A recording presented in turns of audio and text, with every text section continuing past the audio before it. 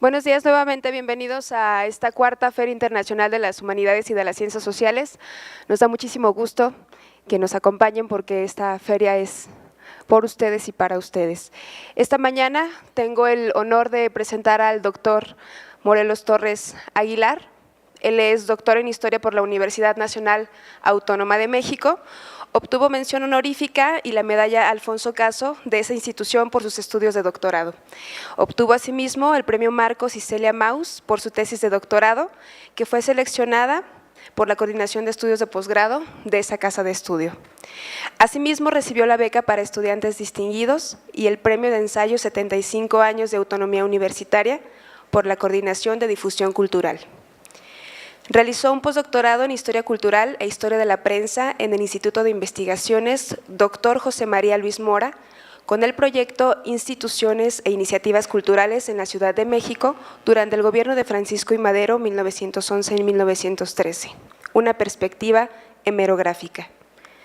Ha sido profesor en la Universidad Nacional Autónoma de México, la Universidad Autónoma de Chiapas y en la Universidad de Guanajuato, de la que es actualmente profesor titular de tiempo completo en los programas de licenciatura y maestría en Cultura y Arte, y cuenta con 12 años de experiencia docente en programas de licenciatura y posgrado. Tiene experiencia en el diseño, la evaluación y la acreditación de planes de estudio, así como en reestructuración curricular. Ha sido director de 5 tesis de licenciatura, 4 de maestría y 1 de doctorado concluidas. Actualmente dirige 3 de licenciatura y 2 de maestría. Es miembro del Seminario de Investigación sobre Historia y Memoria de Naciones y del Grupo de Investigación Historia y Prospectiva de la Universidad Latinoamericana, así como de la Red de Historiadores de la Prensa y el Periodismo en Iberoamérica. Asimismo, trabajó entre 2005 y 2006 en el proyecto de investigación 1810-2010, la configuración intelectual del México moderno y contemporáneo, en la Coordinación de Humanidades de la UNAM. En 2010, la Coordinación de Humanidades publicó su obra Cultura y Revolución. La Universidad Popular Mexicana, Ciudad de México, 1912-1920. En 2015, la Universidad de Guanajuato y la Universidad de Ciencias y Artes de Chiapas publicaron en coedición su obra Aproximaciones a la Historia de la Educación en Chiapas, iniciativas de enseñanza en el siglo XIX.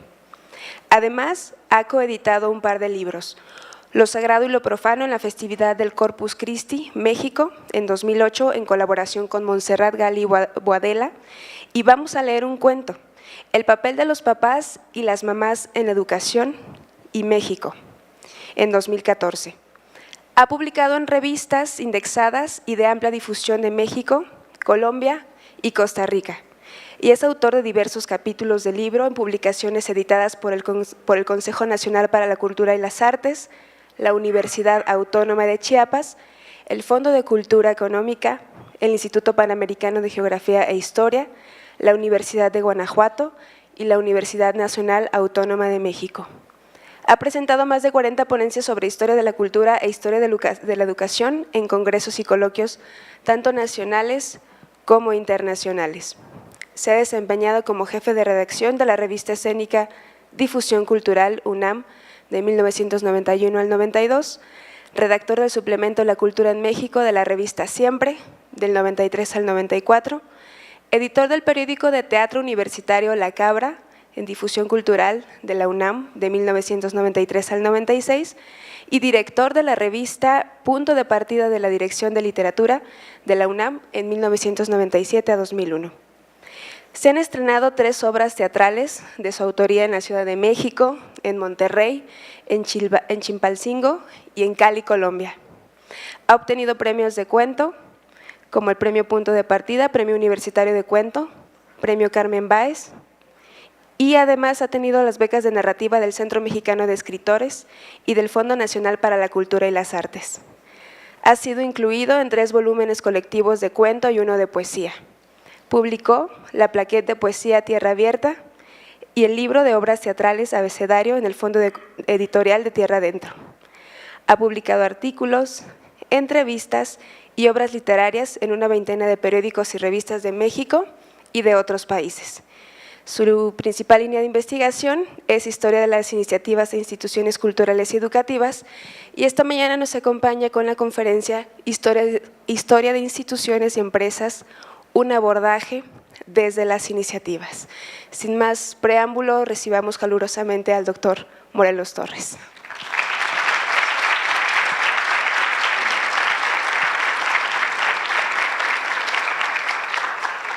Muchas gracias. Estaba escuchando la presentación que me pareció muy importante, muy interesante, del doctor Camacho hace un momento, que coincido plenamente en ella. Y en ese marco me interesa mucho, antes de comenzar con esta conferencia, hacer una reflexión histórica muy breve sobre el momento que estamos viviendo. Estamos viviendo la deconstrucción por decirlo de algún modo, de la política social y en general la política económica y en un sentido amplio del Estado mexicano revolucionario. Estamos en la posrevolución y esta posrevolución nos lleva a reflexiones muy importantes.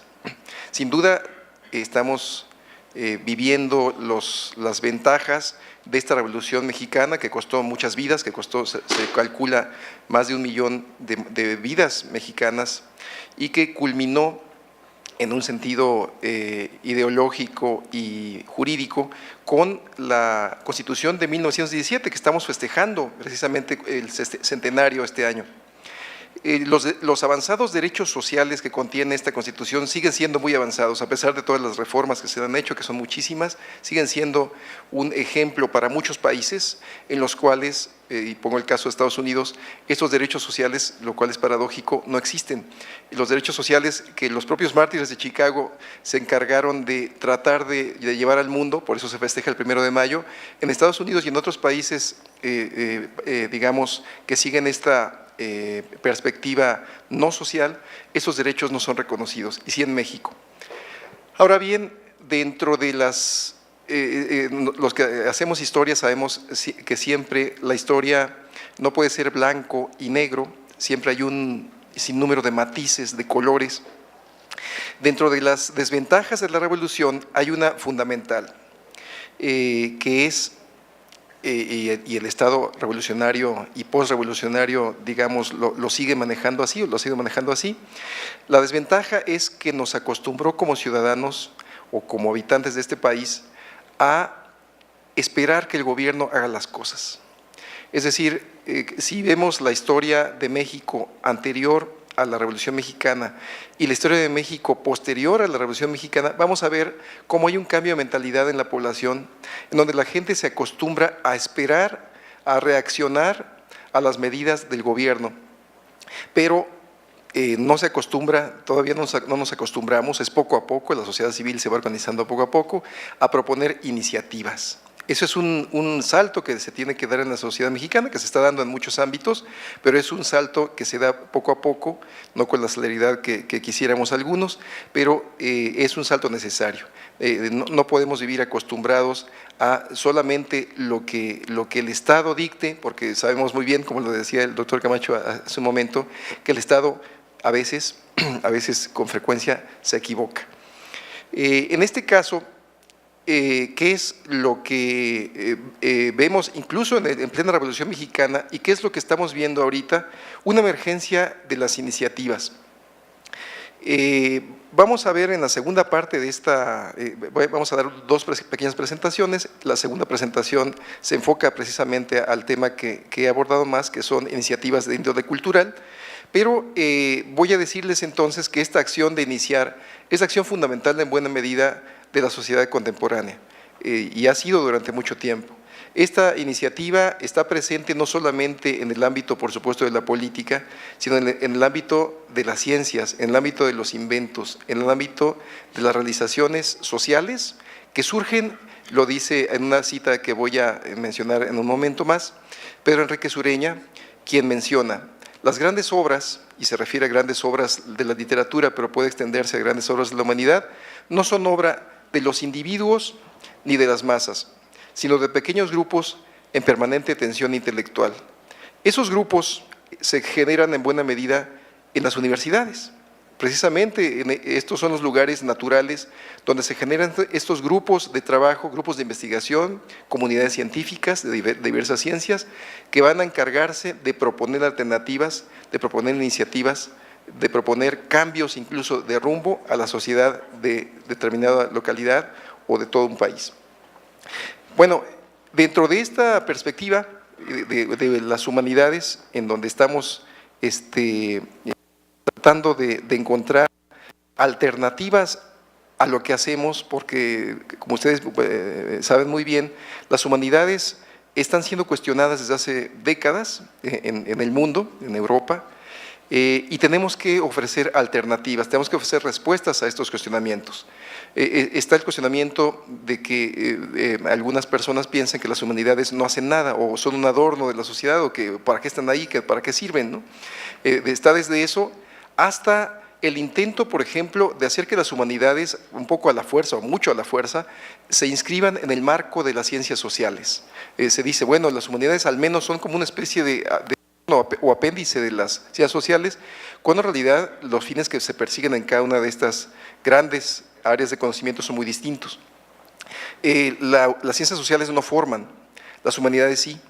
Las humanidades por medio de la pedagogía, de la filosofía, de la historia, sin duda son campos formativos que tratan de modificar no solamente a la sociedad, a los grupos humanos, sino al individuo, porque en el fondo de estos grupos humanos está un individuo que se ha perdido con esta modernidad en donde parece que solamente es un número por ahí perdido, a veces ni siquiera con apellidos, es un número por ahí, un número de cuenta, un número de ciudadano, etcétera.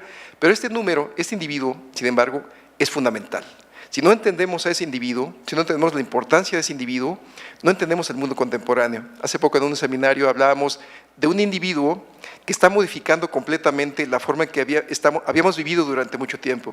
Ese individuo, por ejemplo, es Donald Trump, es un individuo, ¿sí? Si hubiera llegado otro individuo a la Casa Blanca, no estaríamos con estos problemas y estas preocupaciones con las que estamos actualmente. Entonces, de ahí la importancia de los individuos, y la importancia de los individuos en general,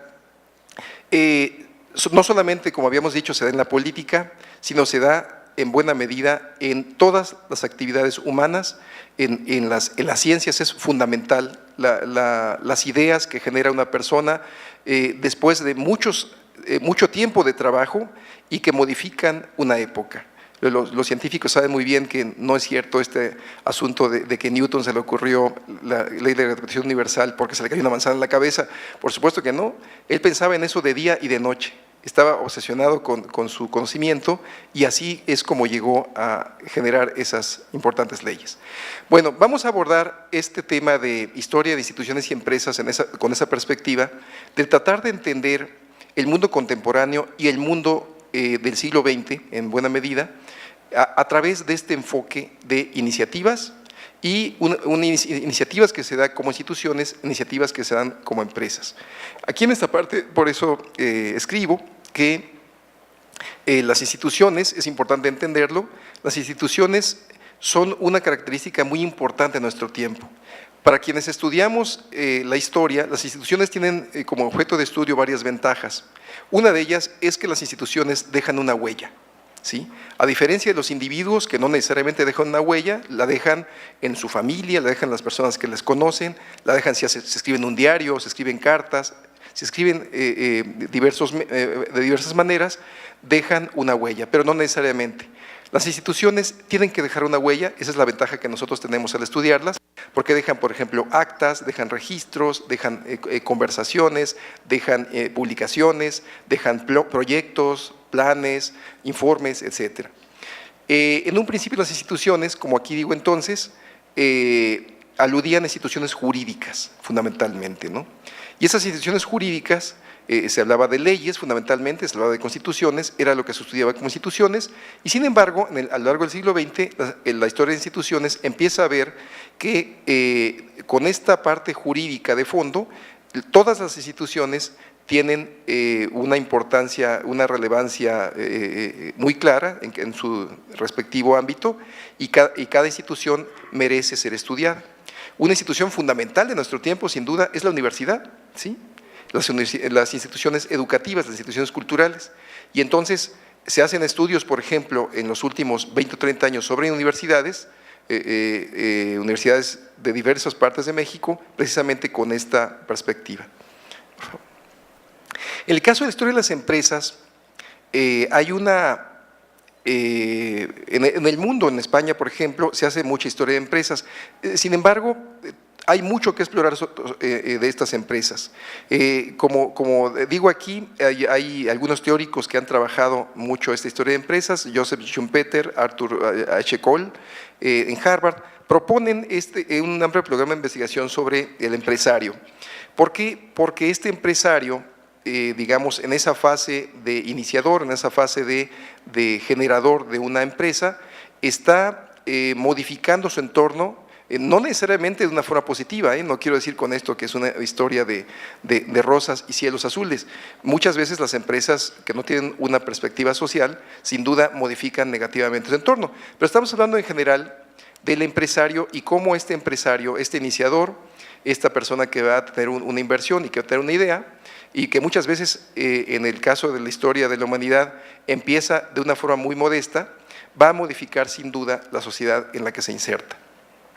Entonces, en estos proyectos estudiados por Schumpeter y Cole, se sitúan teóricamente los límites de varias disciplinas, están siendo estudiados de manera interdisciplinaria por la sociología, la psicología, la economía y la historia, que es lo que nos interesa como parte de las humanidades.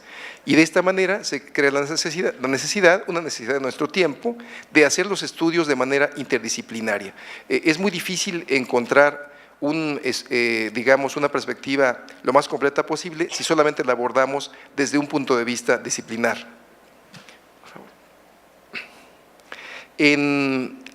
Como antecedentes de esto, desde la segunda década del siglo XX, en la Graduate School of Business Administration de la Universidad de Harvard, se fundó la cátedra Grass, que tenía una función prescriptiva al abordar los problemas que enfrentaban los hombres de empresa en su actividad. Dos obras importantes aquí se exponen, Business and Capitalism, An Introduction to Business History, es del año 39, y Reta Larson, Casebook in American Business History, de 39 también. Curiosamente, la historia empresarial se hace sobre todo una historia de grandes empresarios, de grandes movimientos empresariales. Estas asociaciones como esta, la Economic and History Association, la apoya. Y este autor importante, Schumpeter, hace esta historia del análisis económico con una perspectiva muy interesante. No va a ser una historia de transacciones, o sea, no de cuánto ganan las empresas, no de cómo llegan a mover grandes capitales, sino desde dentro se trata de ver cómo estas empresas nacen, tienen muchas veces problemas, porque ustedes recuerden que muchas empresas fracasan, así como hay algunas que tienen éxito, son muchísimas las que fracasan, las que no tienen éxito, las que se van a la quiebra, las que dejan muchos desempleados, las que dejan personas de diferentes clases sociales en problemas económicos. Bueno, el énfasis entonces es ver cómo es que algunas empresas triunfan y algunas otras, en cambio, fracasan estrepitosamente. Entonces, se hacen este tipo de estudios pensando además en esos seres humanos que están en esas empresas, que son seres humanos que van desde los grupos dirigentes hasta el más modesto o sencillo o nuevo de los empleados, que eso es un asunto muy importante. Gracias a eso y de los estudios actuales de empresas, nos hemos podido dar cuenta de que no existe uno o dos o tres modelos de empresas, hay muchísimos. Últimamente, por ejemplo, se está haciendo mucho énfasis en los últimos 20 o 30 años en los empleados felices. ¿Han oído hablar de este término, empleados felices? Alguno diría, pues ¿para qué? Que trabajen como burros, ¿no? No, por asuntos bastante racionales, aparte del sentido propiamente humano o humanitario del término, se está viendo, y eso no es un descubrimiento, pues ya se hace mucho tiempo, que las empresas que tienen empleados felices son empresas que producen mejor. No solamente que producen mejor, sino que en general viven todos en esa empresa de una manera mucho mejor, ¿no? Bueno, esto estos estudios son importantes porque muchas veces los empresarios no conocen o no saben que hay otros modelos empresariales. Piensan que el que tienen ellos, el que aprendieron ellos, es el único. Y a veces, si este modelo empresarial es bastante inhumano, como ocurre en muchos casos, e incluso bastante desigual, entonces no van a crear empleados felices, sino van a crear empleados infelices, empleados tristes. Y en ese sentido, la sociedad, esos miles de empleados que están en una empresa, van a vivir mal. Se trata entonces, en esta perspectiva moderna del siglo XXI, de encontrar las maneras de evitar ese estrés laboral que existe en muchas empresas y, con el apoyo de la historia empresarial, saber cuáles son los modelos que han podido trascender este asunto y crear generalmente empleados felices, o pensar simplemente en el empleado no solo como un trabajador, sino como un ser humano, como una persona que es importante para la empresa y para la sociedad. Hay un elemento fundamental que ha apoyado mucho esta historia de empresas, que es la historia oral. No sé si algunos de ustedes han trabajado la historia oral. La historia oral es una de estas hermanas no reconocidas de la historia, ¿no? Curiosamente es una disciplina muy importante en nuestro tiempo, pero hay sectores importantes de historiadores, vamos a decirlo así, muy conservadores, que piensan que la historia oral es una vacilada, que no funciona, que no dice la verdad, en fin, que hay que tomarla con pinzas, es una frase muy común. Es un asunto muy interesante ver la historia del mundo desde el punto de vista de la oralidad, porque, como aquí se dice, Heródoto hacía historia oral, ¿sí?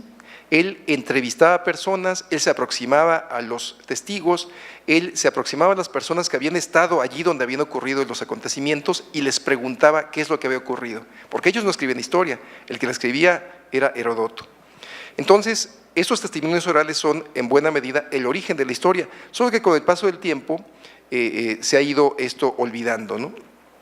El título de la obra de Heródoto, Historia, significa investigación en griego, y esta investigación nace precisamente con esa voluntad de indagar y de indagar de manera oral, de preguntar.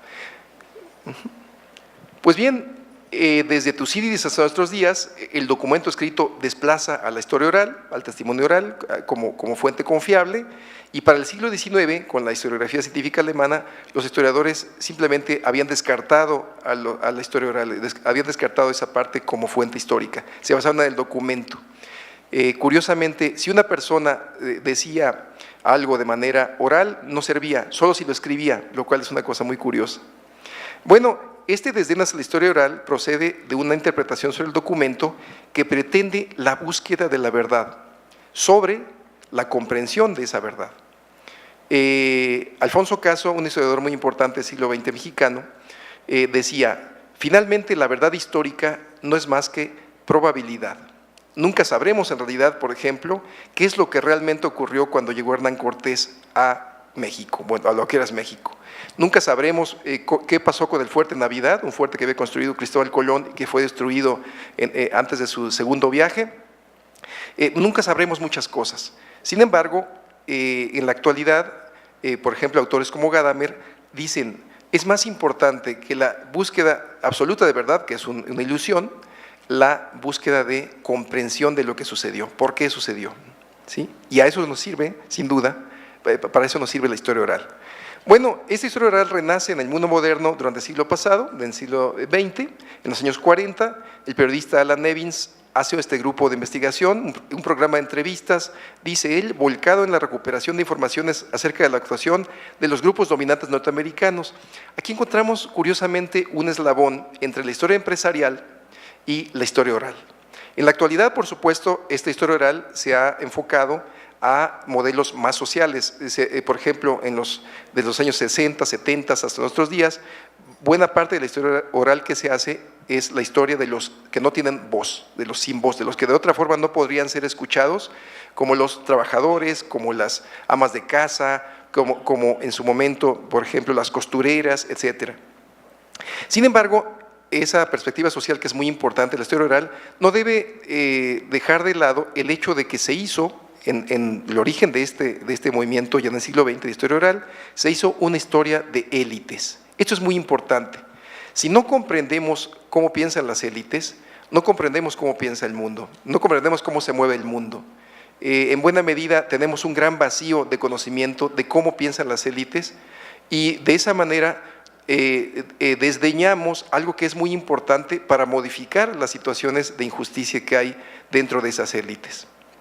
Bueno, esta Columbia Oral History Office hace este modelo, funda otros centros similares en los años 50 y así es como la historia oral curiosamente comienza de un modo elitista o estudiando las élites y después se vuelve un movimiento, digamos, de conocimiento, un campo de conocimiento eminentemente social. Bueno, aquí es lo que se dice. Hay un asunto muy importante dentro de la historia oral, que es la posibilidad que tiene, específicamente para el campo que estamos viendo, la historia de instituciones y empresas, para la formación de identidades. Hace muchos años entrevisté a don Edmundo Gorman, este importante historiador mexicano de la segunda mitad del siglo XX, y le preguntaba yo si existía una identidad latinoamericana.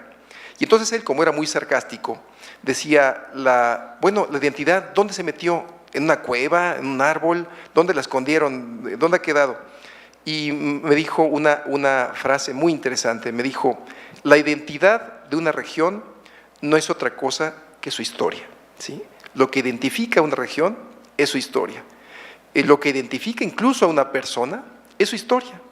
La historia son cosas que ya no se pueden mover, se puede mover el futuro, pero lo que identifica a una persona es su historia. Y lo que identifica a una empresa, por ejemplo, en este caso, lo que identifica a una institución es su historia, lo que se ha construido en el día a día. Lo que identifica el Centro Universitario de los Lagos es la historia de cómo ha sido construido, cómo ha sido desarrollado y las vidas que han participado en esta construcción, como en otras instituciones educativas. Este asunto de la identidad entonces es muy importante y está en el centro de los estudios sobre empresas e instituciones.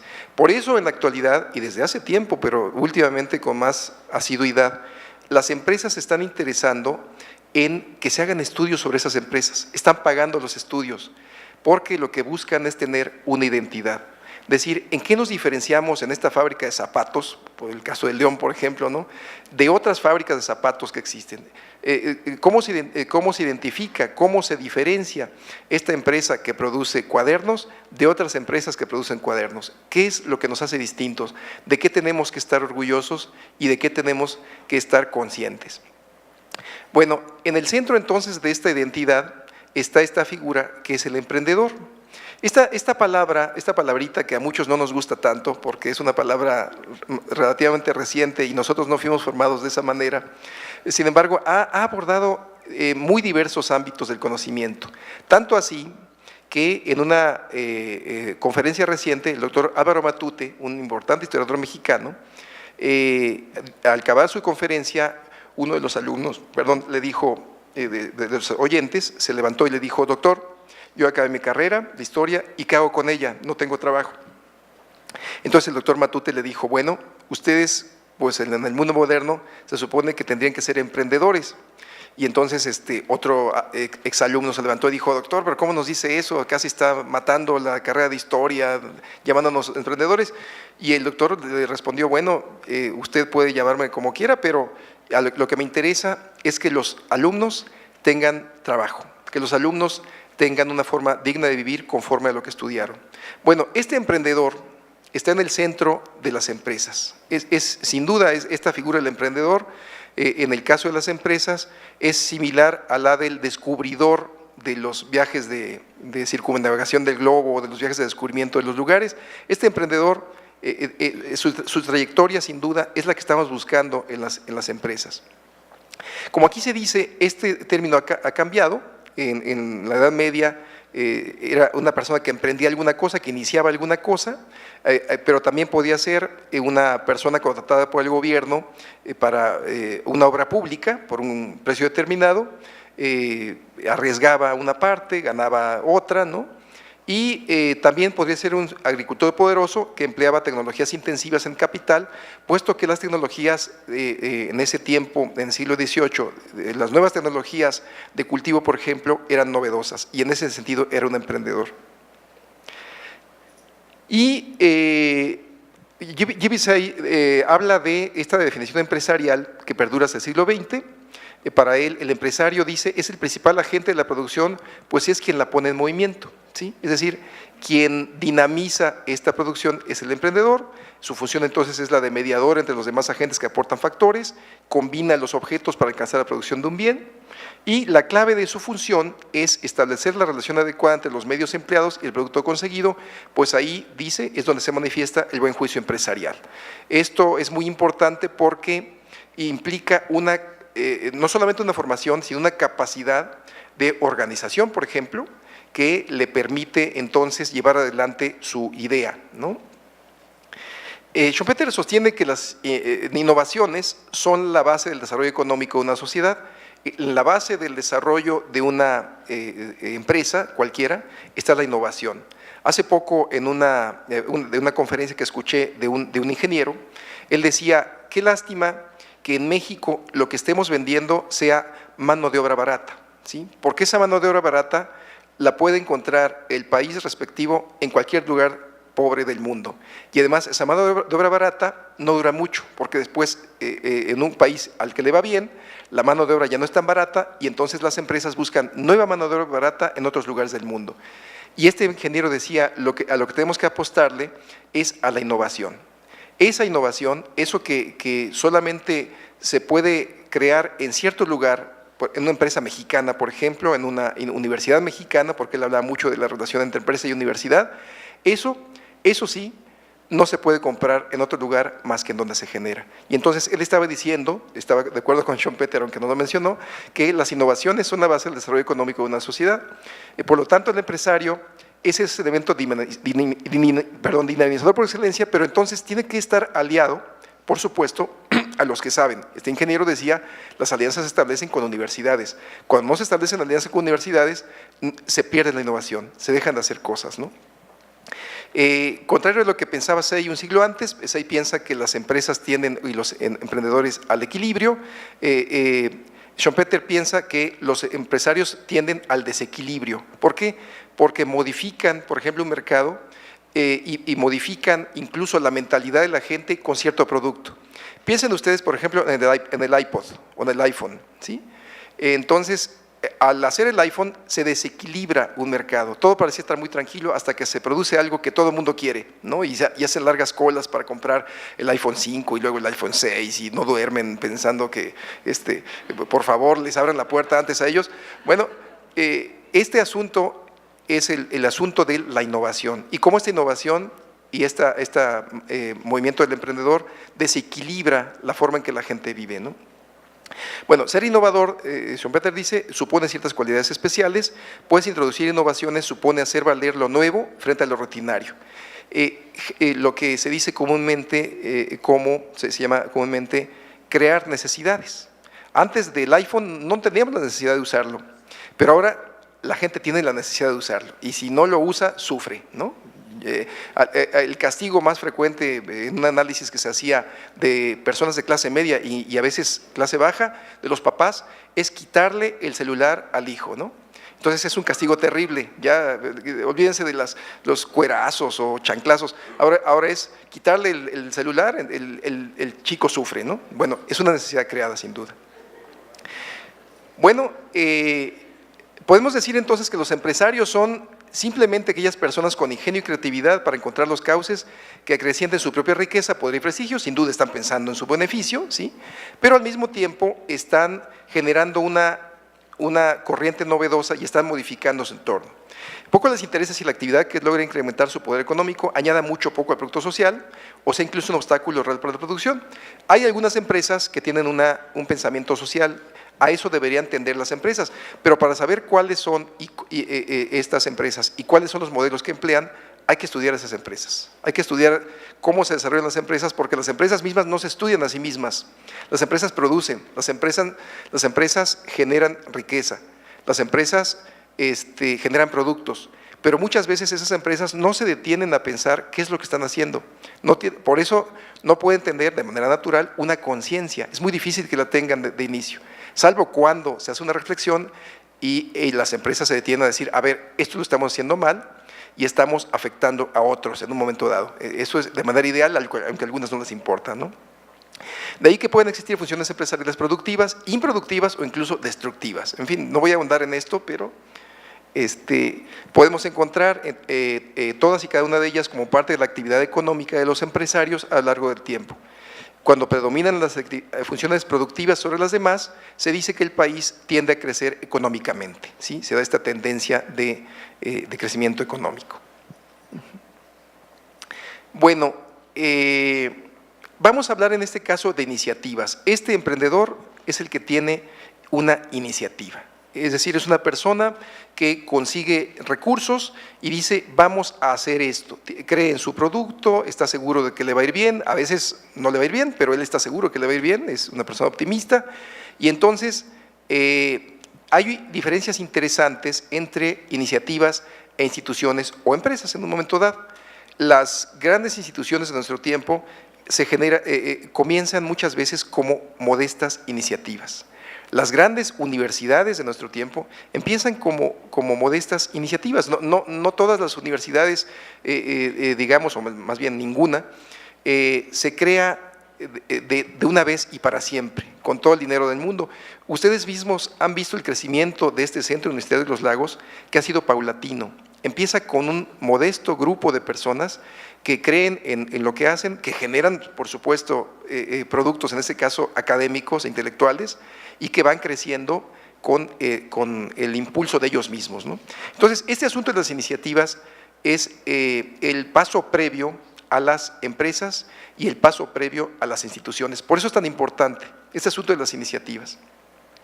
En quien encontramos en forma indirecta pero categórica un planteamiento preciso sobre las iniciativas de que estamos hablando. Curiosamente no hay muchas personas que hablen sobre esto, yo me he dedicado a esto y curiosamente hay un desdén muy grande hacia las iniciativas porque se relaciona inmediatamente con el asunto ideológico de las empresas, el asunto de derechas, y entonces la gente dice, le huye, en el campo de la historia le huye mucho. Sin embargo, curiosamente es Gramsci quien habla de iniciativas, que es una persona de izquierda, uno de los ideólogos socialistas, se refiere a la filosofía y en particular a la historia de la filosofía y expresa lo siguiente. Escribe Gramsci: la historia de la filosofía, fíjense aquí, es la historia de las iniciativas de una determinada clase de personas para cambiar, corregir y perfeccionar las concepciones del mundo existentes en cada época determinada, y para cambiar, consiguientemente, las normas de conducta conformes y relativas a ellas, o sea, por modificar la actividad práctica en su conjunto.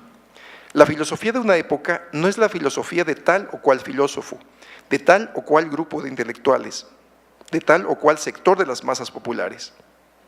Es la combinación de todos estos elementos que culmina en una determinada dirección y en la cual esa culminación se torna norma de acción colectiva. Esto es, deviene historia concreta y completa, integral.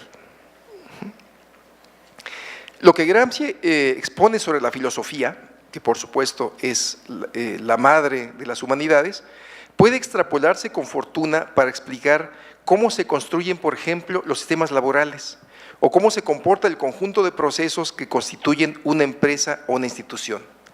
La idea de Gramsci sobre la combinación de los elementos individuales, grupales y sociales para su conjugación en una acción colectiva aporta una perspectiva sumamente valiosa y esclarecedora para entender la generación de entidades en diversos ámbitos. Esta idea de iniciativa es muy importante. Cuando un grupo de estudiantes, por ejemplo, tienen la iniciativa de fundar una revista estudiantil, esa es una iniciativa importante. Ellos en ese momento no se dan cuenta de eso. Quizá en tiempos antiguos, no sé ahora, no estoy tan actualizado, en tiempos antiguos fundábamos una publicación y duraba 2 o 3 números porque se acababa el dinero y el papel y la tinta y ya no se podía hacer más. En la actualidad, como hay revistas electrónicas, no sé si esto perdure más, pero estas iniciativas son muy importantes porque están diciendo mucho de la acción individual, de la acción grupal y de la acción colectiva, de estos 3 elementos de los que habla Gramsci. ¿Cierto? Perfecto. Bueno, por favor. ¿Qué es lo que he desarrollado en esta perspectiva y qué es lo que queda por desarrollar?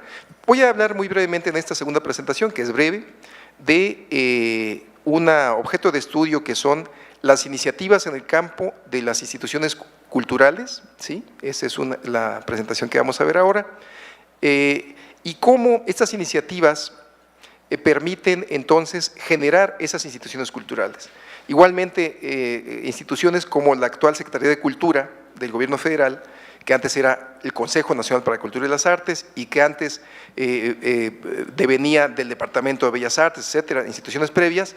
Esto nace de la visión de cierto político, de cierto que puede ser un diputado, que puede, como una iniciativa precisamente en la Cámara de Diputados, se les llaman iniciativas de ley, o bien de un político en un cargo que dice vamos a hacer esto, o bien de una parte de la ciudadanía, que es más difícil en el caso mexicano, pero se hace sin duda, que dice vamos a hacer esto, vamos a fundar esto.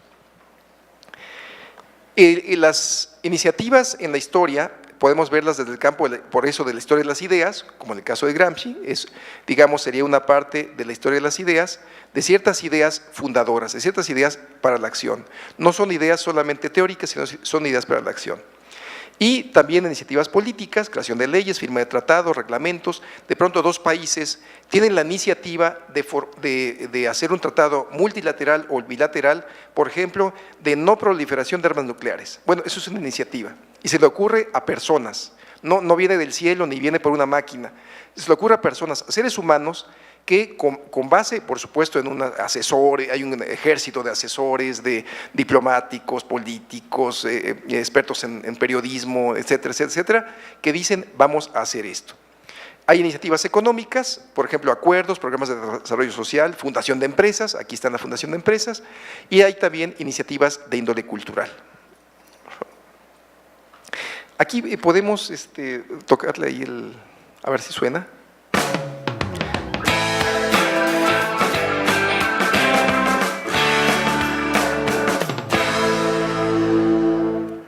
A nivel global, los teóricos dedicados a estudiar las características de las iniciativas emprendedoras han hecho varias clasificaciones que en este caso nos ayudarán a identificar a cuál tipo de emprendimiento queremos dedicar nuestros esfuerzos.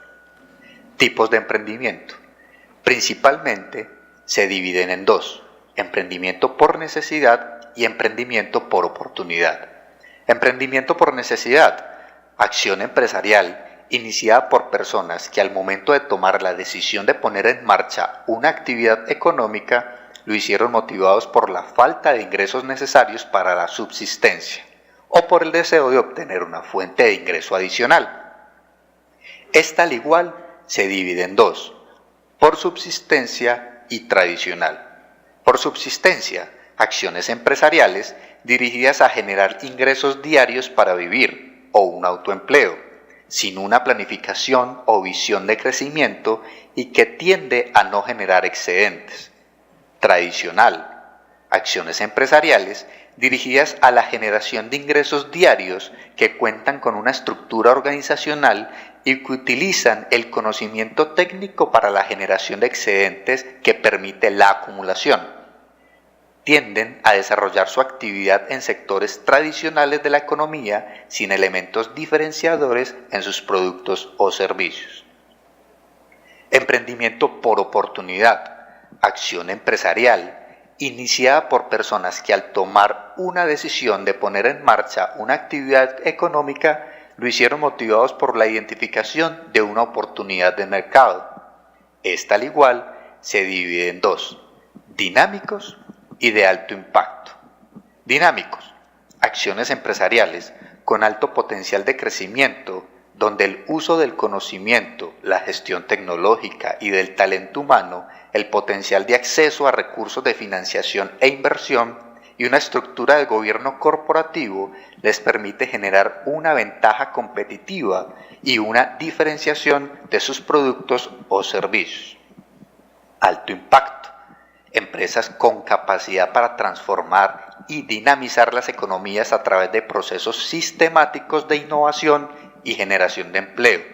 Es una empresa que crece rápida, sostenidamente y que ya cuenta con altos niveles de financiación o de inversionistas. Asimismo, a partir de esa clasificación general de las iniciativas empresariales, se pueden clasificar otras subcategorías según las características especiales de cada una de ellas. Emprendimiento social. Los emprendimientos sociales son organizaciones que aplican estrategias de mercado para alcanzar un objetivo social. El movimiento del emprendimiento social incluye tanto organizaciones sin ánimo de lucro que utilizan modelos de negocio para alcanzar su misión como organizaciones con ánimo de lucro cuyo propósito principal es de carácter social. Emprendimiento de base cultural y creativa. El emprendimiento cultural es una actividad individual o colectiva de apropiación de los valores simbólicos de origen tangible e intangible de una sociedad que tiene como propósito crear y recrear diversas formas de representación plasmadas en bienes y servicios culturales mediante procesos económicos y sociales, mercadeables o no, basados en el riesgo, la creatividad y la innovación. Estas actividades, en su conjunto, aspiran a una consolidación de una vocación, una idea de negocio, empresa o colectividad identitaria. Emprendimiento de base tecnológica. Son nuevas empresas que se crean a partir de la investigación y el desarrollo y pueden formarse al interior de una empresa ya existente o en un contexto universitario. Se caracterizan por tener una tecnología propia, es decir, un desarrollo tecnológico que le permite al individuo o a la empresa que no necesariamente está protegido o patentado y que tiene un conocimiento específico que no puede ser fácilmente copiable y por ser una invención novedosa, ya que el uso de una tecnología innovadora no implica necesariamente que sea un emprendimiento de base tecnológica. Intraemprendimiento. Intraemprender es un acto de llevar adelante una actividad emprendedora en el seno de una organización existente, con el fin de fomentar el empleo y la competitividad. Generalmente el intraemprendimiento está relacionado con la innovación en la estrategia de producto o servicio, el lanzamiento de una nueva unidad de negocio o gama de productos, el desarrollo de nuevos conceptos de producto, o con nuevos atributos de un producto o servicio.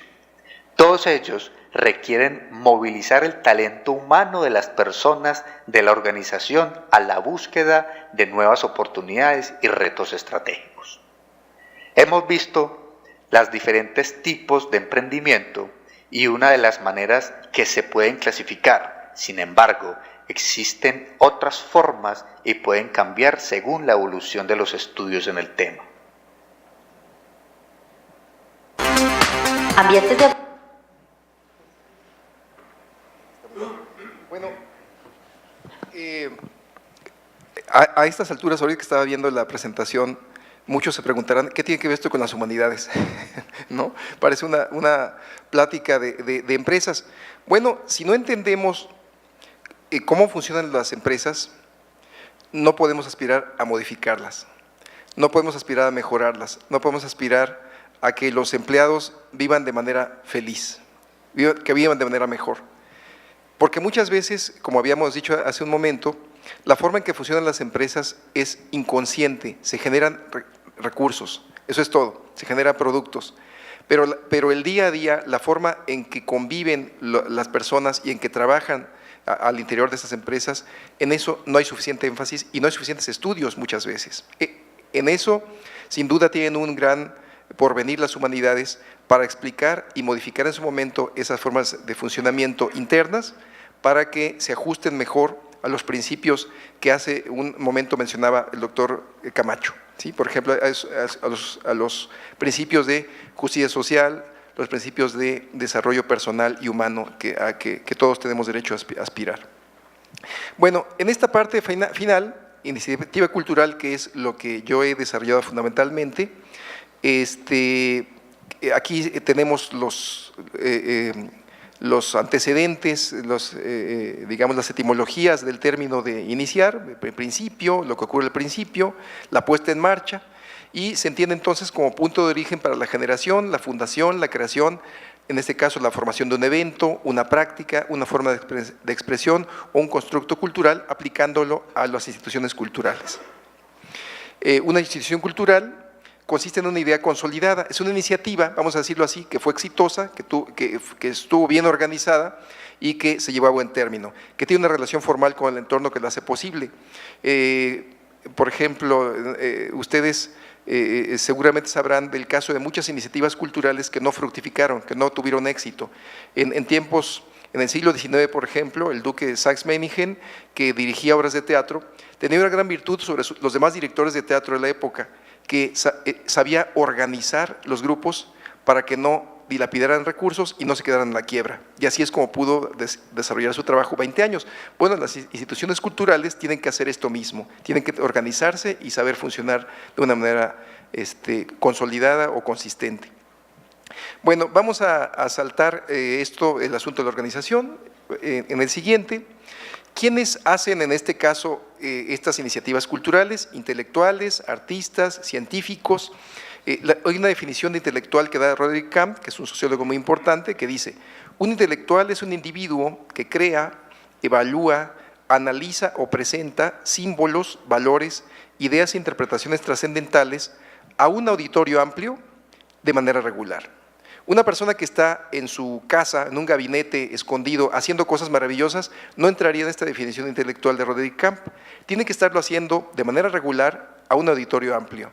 Así que aquí entrarían, por ejemplo, las personas que son conocidas en los medios de comunicación, que son líderes de opinión, los que escriben libros, porque se dirigen a ese auditorio amplio, y también estaríamos, sin colgarnos ninguna medalla, los profesores que estamos dirigiéndonos a un auditorio amplio, de un público cautivo, de alumnos, de manera regular, porque gracias a ese auditorio amplio es como nosotros podemos poner en valor nuestras ideas, que para que no estén ahí escondidas en un gabinete, sino que realmente con el diálogo, con la interrelación, con el libre debate de ideas que se tiene con los alumnos, es así como esas ideas mejoran, como esas ideas se afinan. Aquí está esta idea de Pedro Enrique Sureña. Yo les quiero pedir de favor que la vean con detenimiento, porque me parece que es muy cierta. Dice: las grandes obras no son producto ni de los individuos ni de la masa, sino de pequeños grupos en permanente tensión intelectual.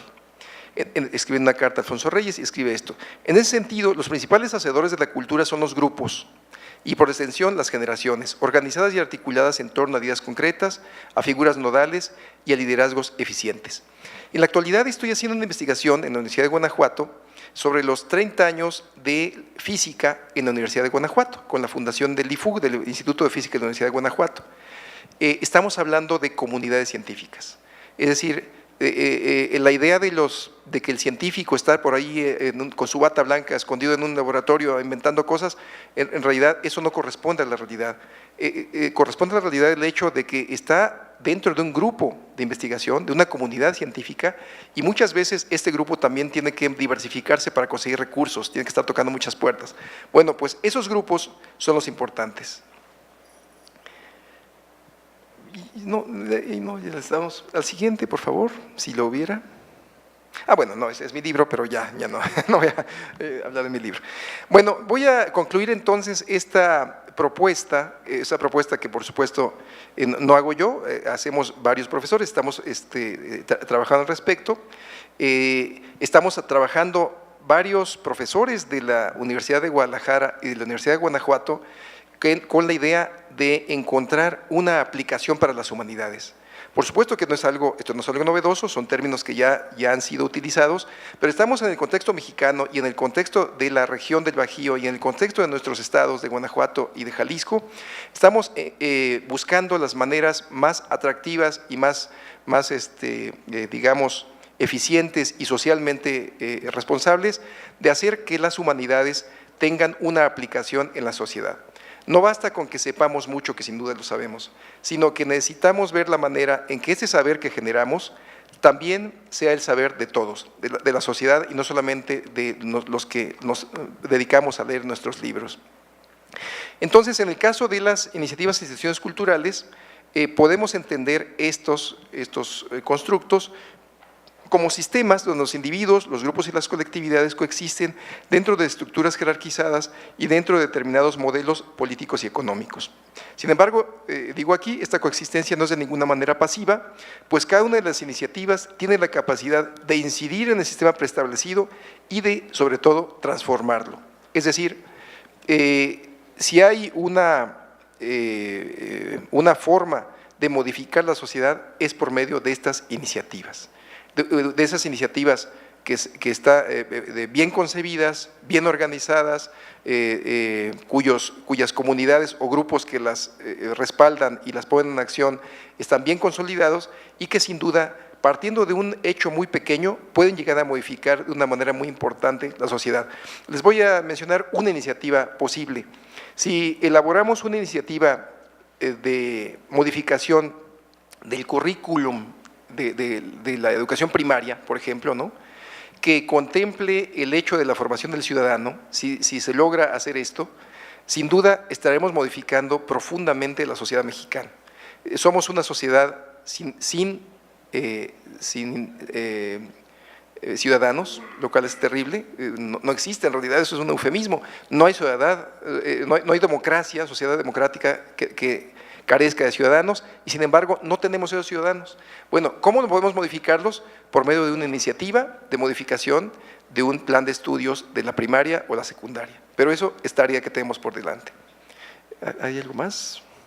Es todo. Bueno, lo que tenemos por delante es mucho, pero sin duda la historia de las instituciones y la historia de las empresas, los objetos de estudio que encontramos en las comunidades que están viviendo allí, porque viven buena parte de su día en las instituciones o las empresas, estas historias personales, individuales y al mismo tiempo sociales y de grupo y conjunto son muy importantes, porque podemos darnos cuenta entonces de las dificultades que se tienen, y por eso cuando uno entrevista, por ejemplo, a un empresario, el empresario de pronto se da cuenta de que necesita trascender, de que no basta con el dinero que ha acumulado, sino que tiene que tener una trascendencia y generalmente recibe muy bien una investigación de este tipo, puesto que se da cuenta de que si hay algo humano por excelencia, es esa capacidad que tenemos de trascendernos, de dejar una huella en nosotros, en las personas que nos conocieron o en las personas que no nos conocieron, gracias al ejercicio de las humanidades y específicamente de la historia. Bueno, pues aquí voy a concluir y les agradezco mucho su paciencia y atención.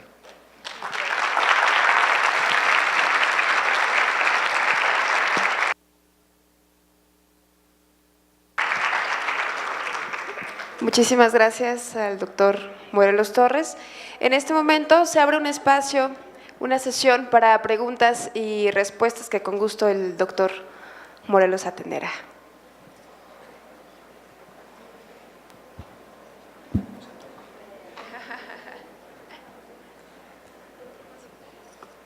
De este lado, por favor.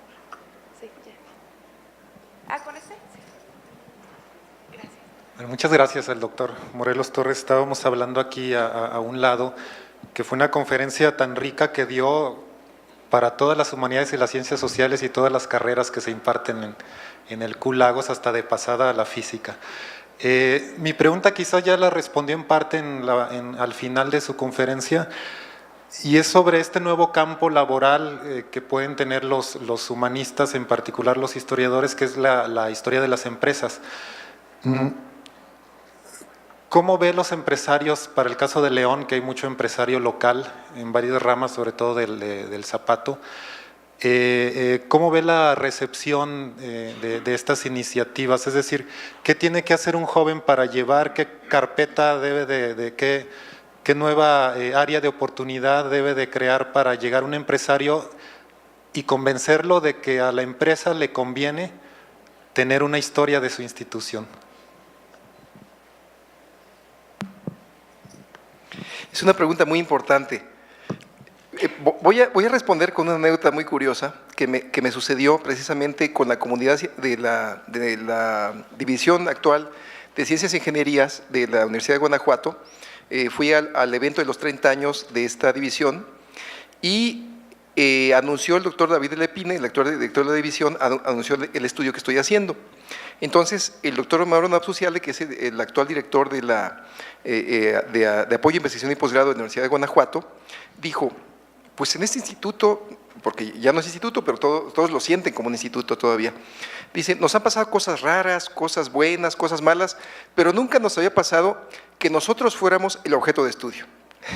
Es decir, ellos estudian, pero no habían sido nunca antes el objeto de estudio.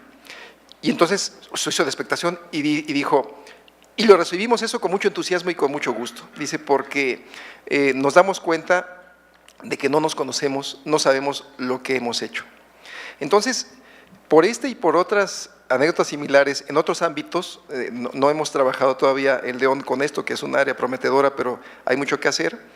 Creo que en un altísimo porcentaje de los casos, los empresarios recibirían esto primero con sorpresa, con la misma sorpresa de convertirse en objeto de estudio, pero siento que con mucho entusiasmo. En alguna ocasión sí me correspondió hacer estudios, en ese caso eran entrevistas para una revista que se llamaba Dinero, háganme favor, ese concepto me parece terrible, el concepto del dinero, pero en fin, así se llama la revista.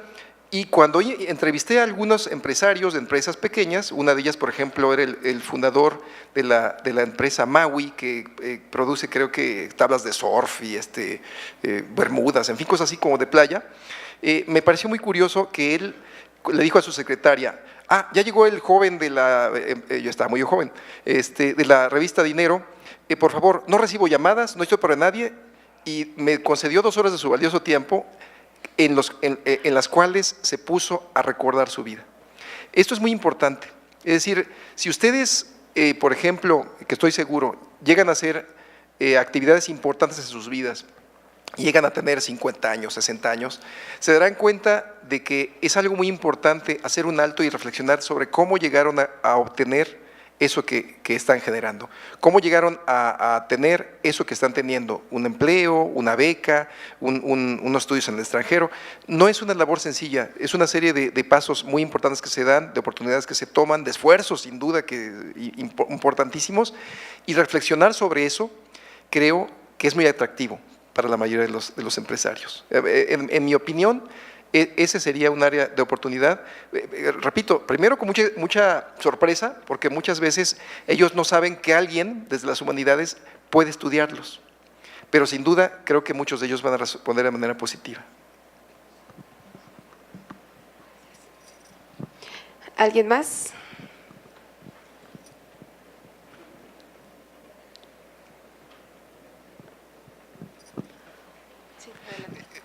Algo aquí importante es, recuerden que según la clasificación que vimos, estas empresas son desde la Ford hasta el señor que vende tamales, ¿sí?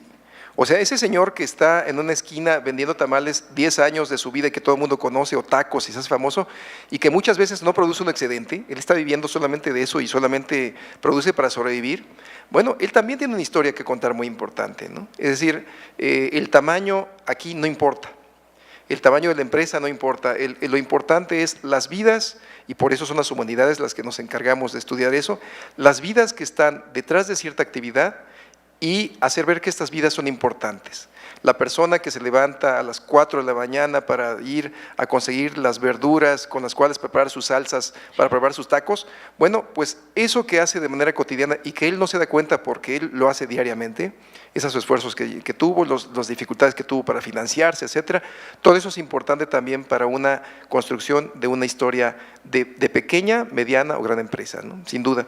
Está también el asunto en las comunidades indígenas de cómo se generan empresas, por ejemplo, de venta de artesanías, a veces son cooperativas, las cooperativas son un elemento importantísimo, lástima que por diversos motivos que no voy a detenerme aquí porque son muy extensos, muchas cooperativas han fracasado, pero son sin duda un tipo de empresa colectiva, social, la única, no, perdón por el comercial, pero la que recuerdo es Boeing, ¿no? El refresco Boeing, pero son muy pocas las cooperativas que han podido sobrevivir y habría que saber por qué. ¿Por qué las cooperativas, por ejemplo, que son un esfuerzo que en otros lugares del mundo han tenido éxito, por qué aquí no lo tuvieron? Doctor, pues muchísimas gracias por esta conferencia inaugural y quiero pedir un fuerte aplauso nuevamente para el doctor Morelos Torres. Muchas gracias.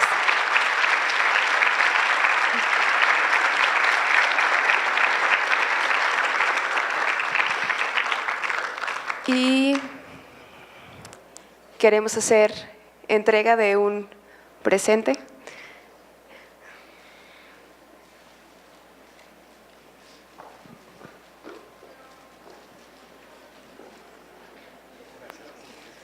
Un aplauso, por favor.